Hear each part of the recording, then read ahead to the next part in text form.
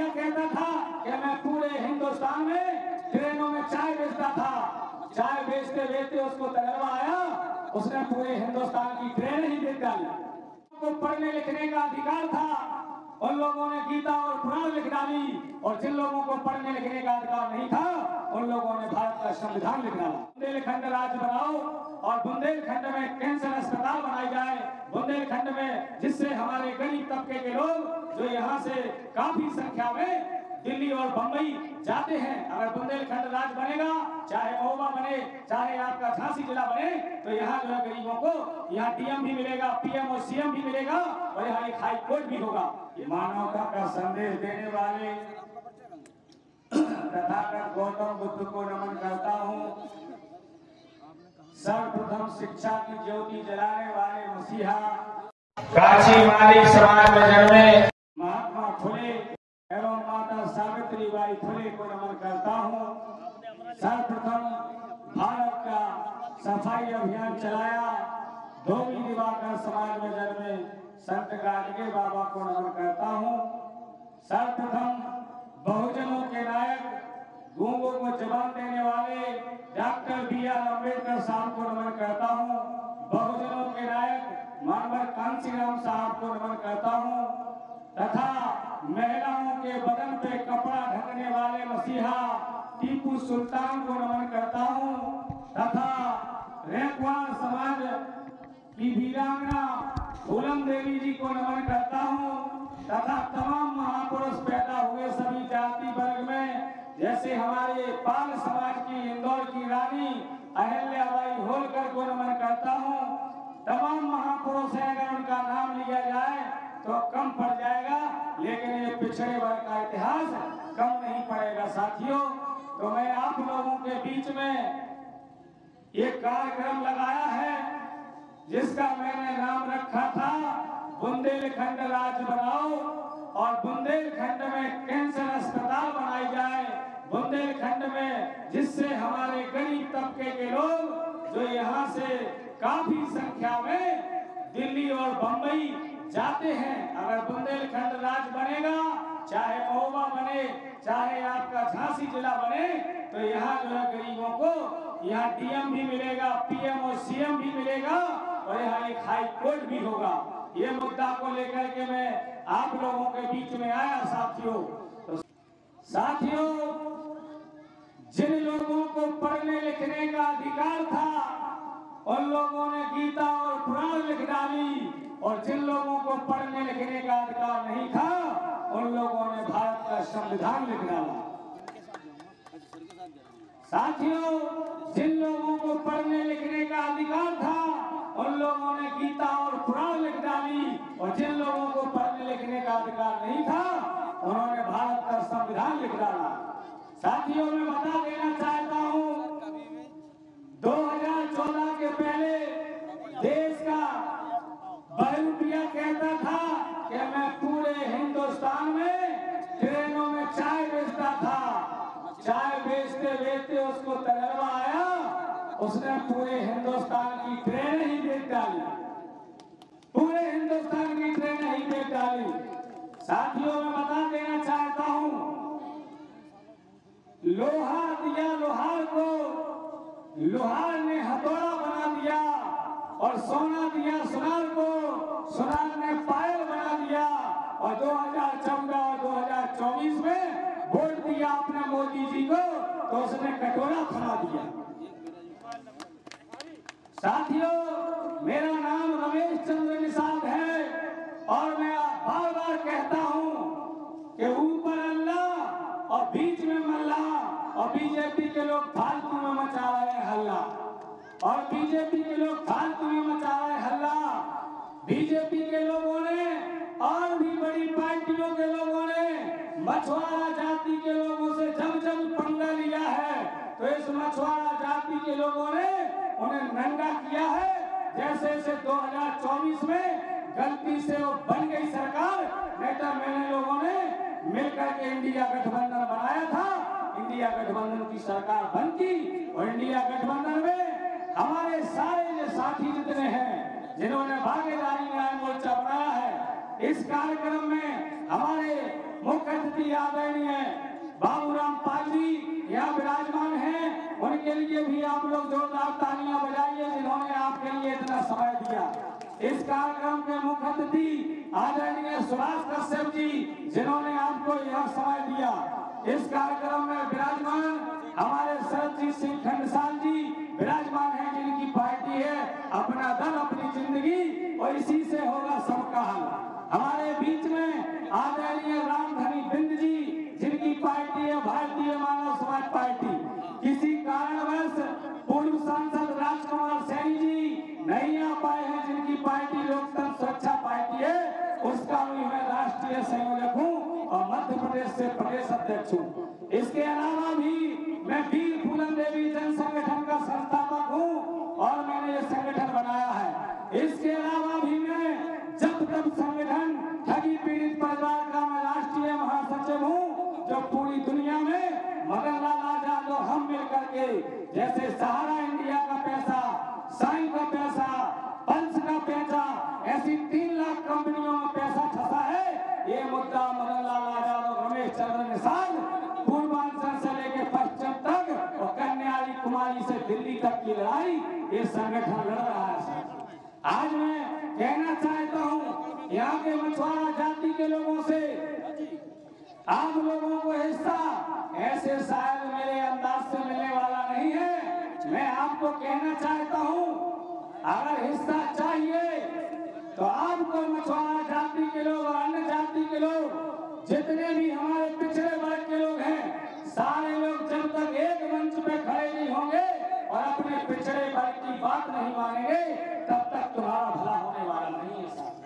आज आप लोगों के इस प्रदेश में मुद्दा है, इस प्रदेश में समस्या है, बेरोजगारी है। जितने मछुआरों के ताल पोखरी हैं बड़े बड़े सामंतशाहियों के कब्जा में हैं, जितने भी ठेका पट्टे हैं वो सामंतशाहियों के कब्जा में हैं। आज किसानों की स्थिति बहुत खराब है, पाल की स्थिति बहुत खराब है, नाई की स्थिति बहुत खराब है, कुशवाहा की स्थिति बहुत खराब है। तब हम लोगों ने मिलकर के 7-8 भाइयों ने मिलकर के भागीदारी न्याय मोर्चा बनाया है, जिसका नारा है जिसकी जितनी संख्या भारी उसकी उतनी हिस्सेदारी। रोटी कपड़ा और मकान, शिक्षा सुरक्षा हो समान, चाहे छोटा हो चाहे बड़ा हो, सबको हो शिक्षा एक समान।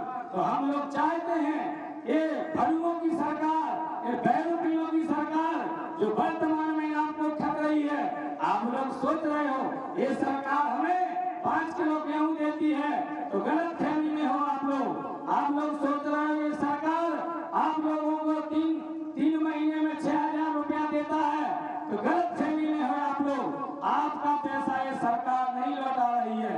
जैसे डीजल की कीमत बड़ी समस्या है, डीजल की कीमत 26 रुपया 46 पैसा है, रिफाइनरी करके उसकी कीमत 50 रुपया होना चाहिए। ये वर्तमान की सरकार उसको 84 रुपया लीटर बेच रही है। जैसे पेट्रोल की समस्या है, इसकी कीमत 36 रुपया 36 पैसा है, इसको ये सरकार 100 रुपया लीटर बेच रही है। और आपको अगर वो दे रहे हैं तो आपको 6,000 रुपया वो अपनी जेब से थोड़ी दे रहे हैं। तो मैं बता देना चाहता हूँ कि एक बार भागीदारी न्याय मोर्चा का मुख्यमंत्री बना दीजिए सुभाष कश्यप जी को, बाबूराम पाल को, रमेश चंद्र निषाद को, रामधनी बिंद को, सरजीत सिंह खंडसाल को। ये लोग आपको आवास दे रहे हैं कि आपने जमीन बेच के दे रहे हैं। इन लोगों ने एक आवास दिया, हमें मुख्यमंत्री बना दो, हम एक घरवाली को आवास नीचे बना दे और आदमी को आवास ऊपर बना दे, हमें कौन अपनी जेब से देना है। आप लोगों को ये 5 किलो गेहूं बांट रहे हैं, हमें आप मुख्यमंत्री में पहुंचाइए, हम उसको 10 किलो कर देंगे, हमें कौन अपनी जेब से देना है। आपका जो डीजल पेट्रोल है, इसको जो रिफाइनरी करके इसकी सही कीमत है उसे हम 50 और 60 रुपए लीटर बिकवाएंगे। इस टैक्स से आपको खरीदते हैं लोग। जैसे आप सोचते हो कि ये पैसा देते हैं तो वो अपनी जेब का नहीं देते हैं, साथियों ये आपके टैक्स का पैसा है।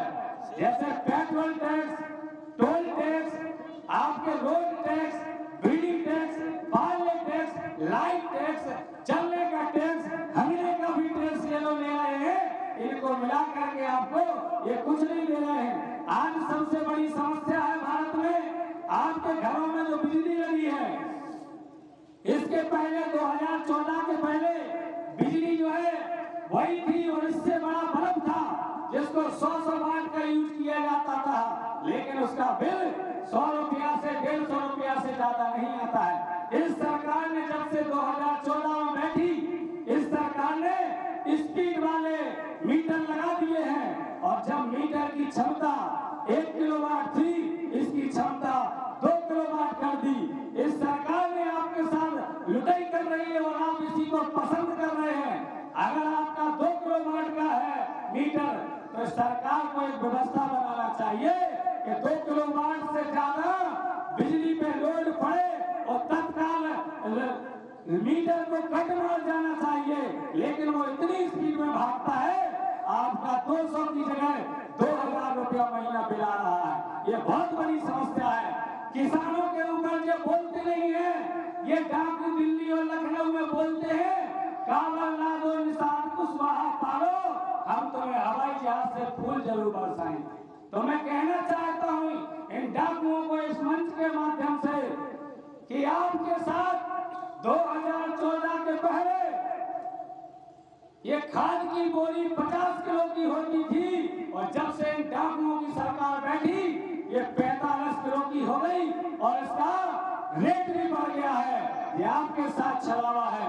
आप लोग गेहूं, चावल, जो भी अन्न उत्पत्ति करते हो, इसका रेट आप तय नहीं करते हो और वो लोग इस चीज का आविष्कार करते हैं, उसका रेट वो भी तय करते हैं, आपके सामान का भी रेट तय करते हैं। जैसे अभी 2020 के पहले किसान एमएसपी की बात करता था तो किसानों के ऊपर बुलडोजर, पानी और आग के गोला फेंके गए। साथियों, जहाँ 700 किसान मरे। आज जो है हम लोग मिलकर के किसानों की, मजदूरों की, बेरोजगारों की, नौजवानों की लड़ाई लड़ने के लिए निकले हैं। आपके यहाँ रगौली गांव में रैकवार समाज के सुन रहे होंगे। मैं बताना चाहता हूँ, आपके रक्षाबंधन के पहले हमारे मंगल की लड़की संध्या का बलात्कार किया गया है इसी महोबे जिले में, उसका आज तक मुकदमा कायम नहीं हुआ है। ये क्या है? हमारे यहाँ के नेता सो रहे हैं, जनप्रतिनिधि सो रहे हैं और प्रशासन के लोग भी सो रहे हैं। लेकिन मैं कहना चाहता हूँ, मैं भी मछुआरा हूँ, जब चले चलाए पानी की मछली ढूंढ लेता हूँ बेटा, तो तुम तो बाहर वाली खटिया हो, तुम्हें तो हम ऐसे ढूंढ लेंगे। मैं तो निकला हूँ सिर पे कफन मारने के लिए कि मछुआरों से लिया है पंगा और 2027 में करेंगे बीजेपी और सपा को नंगा, जो पिछड़ों का हिस्सा नहीं देना चाहती है। आपको मैं बता देना चाहता हूँ साथियों, पावर है करना, आप अपने पावर का उपयोग नहीं करते हो। आप बताइए 2016 के पहले 500,000 का नोट चलता था कि नहीं? चलता था भाई कि नहीं? चलता था। और धन की देवी कौन है? धन की देवी लक्ष्मी जी। नोट की लक्ष्मी कौन है? लक्ष्मी जी। और 2016 के रात के 11 बजे देश के प्रधानमंत्री मोदी जी ने कह दिया तथास्तु, 500,000 का नोट बंद। तो बंद है कि चालू? और धन की देवी कौन है? लक्ष्मी जी। तो लक्ष्मी जी बड़ी है कि मोदी जी बड़े हैं? इनको राइट नहीं है जो है नोट बंद करने का, क्योंकि धन की देवी लक्ष्मी माँ है। इसने कैसे बंद कर दिया? और अगर किसी के पास 500 या 1000 का नोट अभी हो और लक्ष्मी जी के लिए छोटे वर्ग के लोग खौल पूजा करते हैं और भी करते हैं, किसी के पास 500 1000 का नोट हो और उनकी ड्योढ़ी पर रख दो, हे लक्ष्मी माँ ये 500 1000 का नोट है, इसे चला दो, तो चला सकती है क्या लक्ष्मी जी? नहीं चला सकती है। काहे? उनके तो 10-12 हाथ भी हैं, पांव भी हैं, उड़ने वाले पंख भी हैं, नोट तो चल जाना चाहिए। और मोदी जी दोबारा कह दें तो चल जाएगा। कहाँ पावर है? मोदी जी बने कहाँ से हैं? ये पावर आई कहाँ से है? ये वोट की पावर से आई है।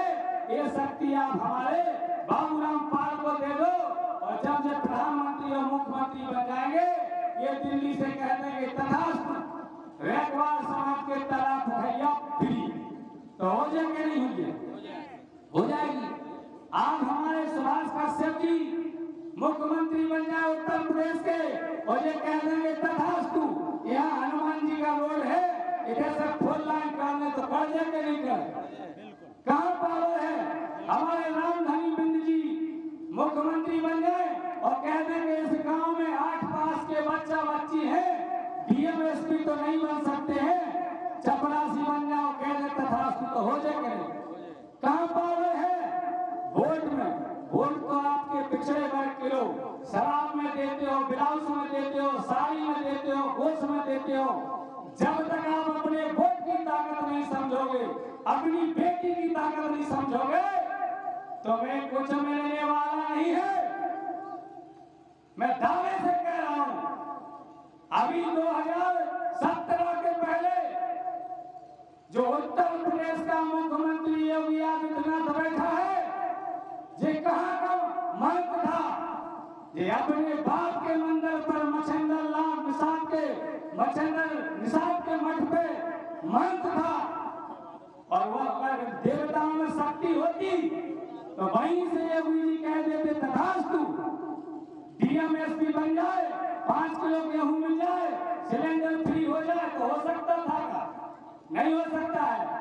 और हम जब वो मंदिर छोड़ के उत्तर प्रदेश के मंदिर पे बैठ गए, अब क्या है तो हो जाएगा? कहाँ पावर है? उस मंदिर में पावर है कि उस मंदिर में? तो उस मंदिर से तो जो मछुआरा जाति के लोग बहुत दूर है। अरे मैं तुम्हें कहने आया हूँ, जब भी वोट का मामला हो, बेटी का मामला हो, अगर आप में अकल नहीं है तो जो 2 जातियों की तरह नकल कर लो, अहवाल समाज से, यादव समाज से सीख लो। 40 साल पहले अहवाल समाज को कोई दरवाजे पे नहीं बिठाता था, लेकिन काशीराम साहब आए और उन्होंने कहा जो बहुजन की बात करेगा वो दिल्ली और यूपी में राज करेगा, और जो हिटलर की चाल चलेगा वो कुत्ते की मौत मरेगा। ये नारा लेके आए थे, साइबर कमीशन लागू करो, वरना कुर्सी खाली करो। तो मैं कहना चाहता हूं आपसे कि काशीराम साहब ने एक बहुजन समाज बना करके और सत्ता की बात बताई, और 4 बार उत्तर प्रदेश की मुख्यमंत्री मायावती बनी। उनके जब बनने पर 8 पास 10 पास इंग्लिश मीडियम करने वाला बच्चा बच्ची उनका डीएम बना। उनको लगा कि इससे मलाई आती है, और जब मलाई आती है तो वो अपना वोट साड़ी ब्लाउज में नहीं देते हैं, उनकी तौल भर आप सोना दे दो, उनकी तौल भर शराब पिला दो, नोट दे दो, लेकिन जब वो वोट डालने जाते हैं तो हाथी के सामने वाला बटन दबाते हैं। इसी तरीके से यादव समाज के लोग होंगे, वो सुन रहे होंगे। मैं दावे से कह रहा हूं उनकी तौल भर की सेवा कर देना सोने हीरा जवाहरात से, लेकिन जब वो वोट डालने जाएंगे तो साइकिल का बटन दबाएंगे। लेकिन एक रखवाल समाज चुनाव आता है, बोले त्योहार आ लो, 1 पगुआ के 4 पगुआ फ्री मिलने, 10 दिन तक टेंशन नहीं है। आड़ी पीते हैं, आड़े बोलते हैं, आज ये बंद कर दो मेरे भाइयों। मेरे समाज की इतनी संख्या है, तुम 40 जातियों में बटे हुए लोग हो, तुम्हारी भारत में 42% संख्या है, तुम्हारे 42 विधायक सांसद नहीं है, और जो विधायक सांसद बैठे हैं वो दूसरों के घरों में दरी बिछाने का काम कर रहे हैं, दूसरों के घरों में पानी पिलाने का काम कर रहे हैं। डॉक्टर संजय निषाद उत्तर प्रदेश सरकार में मुख्यमंत्री के साथ है, केंद्र में उसका साथ है, कहाँ जरूरत है? आरक्षण की बात करता है, और जब तुम देने लायक हो तब तुम दे ही नहीं हो। जब सरकार चली जाएगी तब देगा क्या? ऐसे बहरूपियों से साथियों बचना जरूरी है।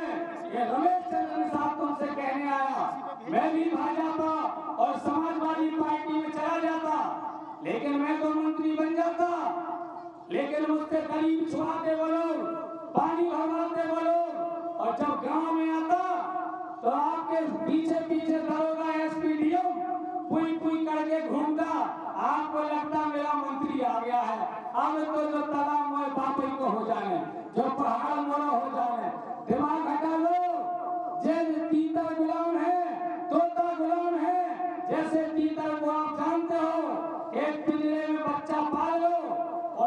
अपनी भाषा पढ़ा दो और सामने लगा दो फसिया जाल, वो भाषा बोल करके अपनी समाज को कटवा देता है।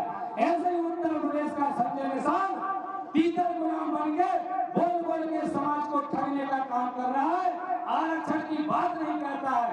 आज हमारे रामधनी बिंद उत्तर प्रदेश में पूर्वांचल से आते हैं, उसी के एरिया से डॉक्टर संजय निषाद को हराने का काम करते हैं और काम किया भी है।